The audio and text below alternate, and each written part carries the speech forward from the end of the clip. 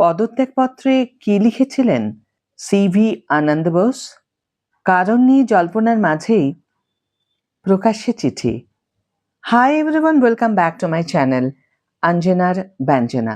বন্ধুরা, তোমাদের সকলকে আমার এই ছোট্ট ইউটিউব চ্যানেলে স্বাগত জানাই। ভোটমুখী বঙ্গে আচমকা পদত্যাগের সিদ্ধান্ত নিয়েছেন রাজ্যপাল সিভি আনন্দ বোস। কারণ এখনো স্পষ্ট নয়। রাজনৈতিক মহলে চলছে নানা কাটাছেঁড়া। তারই মাঝে প্রকাশ্যে রাজ্যপালের পদত্যাগপত্র।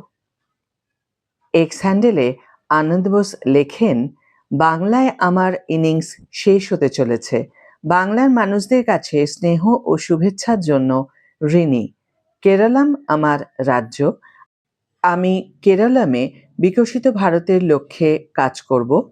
এই মহান লক্ষ্যে আমি জাতীয় নেতৃত্বের নির্দেশনায় কাজ করব। এই মহান লক্ষ্যে আমি জাতীয় নেতৃত্বের নির্দেশনায় কাজ করব। নিজের রাজ্যকে এগিয়ে নিয়ে যাওয়ার কাজ করব। রাষ্ট্রপতি দ্রৌপদী মুর্মু, প্রধানমন্ত্রী নরেন্দ্র মোদী এবং স্বরাষ্ট্রমন্ত্রী অমিত শাহকে ধন্যবাদ জানান। তিনি আরও লেখেন, যারা আমাকে বড় করেছেন সেই কেরালামের বাসিন্দাদের প্রতি কৃতজ্ঞতার নিদর্শন হিসাবে গ্রহণ করেছি। আমি অত্যন্ত কৃতজ্ঞ। আমি জনগণের জন্য জনগণের পাশাপাশি কাজ করব। বাংলার পরবর্তী রাজ্যপাল আর.এন. রবিকে শুভেচ্ছাও জানান তিনি।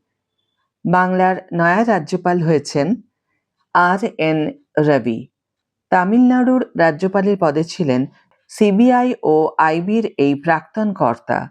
তার পরিবর্তে কেরল থেকে সরিয়ে তামিলনাড়ুর রাজ্যপাল হলেন রাজেন্দ্র বিশ্বনাথ আর্লেকার। তবে ভোটের আগে প্রাক্তন কেন্দ্রীয় অফিসারকে বাংলার রাজ্যপাল হিসেবে নিয়ে আসা একাধিক জল্পনা উস্কে দিয়েছে। এদিকে নতুন রাজ্যপাল নিয়োগের আগে কেন্দ্রের তরফে তার সঙ্গে কোনো আলোচনা করা হয়নি বলে জানিয়েছেন মুখ্যমন্ত্রী মমতা বন্দ্যোপাধ্যায়।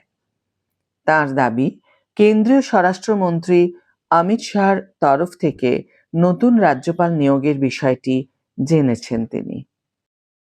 আজকের ভিডিও এখানে শেষ করছি বন্ধুরা। ভিডিওটি যদি কার্যকর বলে মনে হয়ে থাকে তাহলে অবশ্যই একটি ছোট্ট করে লাইক দিও, শেয়ার করো বন্ধুদের সাথে, কমেন্ট করে জানিও তোমাদের মতামত। যারা এখনো আমার চ্যানেলটিকে সাবস্ক্রাইব করোনি তারা অবশ্যই চ্যানেলটিকে সাবস্ক্রাইব করে আমার পাশে থেকো।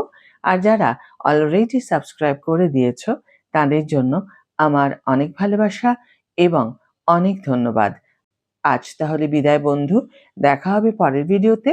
ভালো থেকো, সুস্থ থেকো, সঙ্গে থেকো।